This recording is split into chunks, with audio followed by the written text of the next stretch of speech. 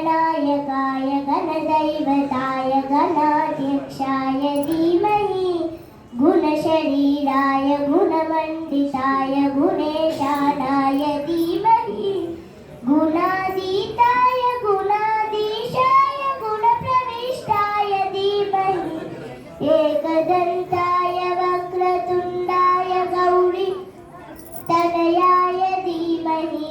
गजेशानाय बालचन्द्राय श्रीगणेशाय धीमहि एकदन्ताय वक्रतुण्डाय गौरी तनयाय धीमहि गजेशानाय बालचन्द्राय श्रीगणेशाय धीमहि गानचतुराय गानप्राणाय गानान्तरात्मने गानोत्सुकाय गानमत्ताय गानोत्सुकमनसे गुरुपूजिताय गुरुदैवताय गुरुकुलस्थायिने गुरुविक्रमाय गुह्यप्रवराय गुरवे गुणगुरवे गुरुदैत्यकलक्षेत्रे गुरुधर्मसदाराध्याय गुरुपुत्रपरित्रात्रे गुरुपाखण्डकण्डकाय गीतसाराय गीततत्त्वाय गीतगोत्राय धीमहि गूढगुल्पाय घण्टमर्ताय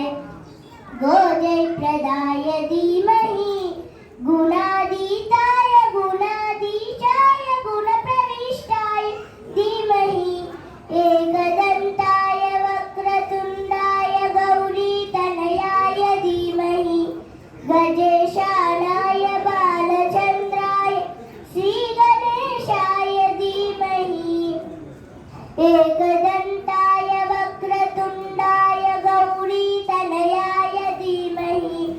गजेशानाय बालचन्द्राय श्रीगणेशाय धीमहि ग्रन्थगीताय ग्रन्थगेयाय ग्रन्थान्तरात्मने गीतलीनाय गीताश्रयाय गीतवाद्यपटवे गुरुदैवताय అందరికీ ధన్యవాదాలు.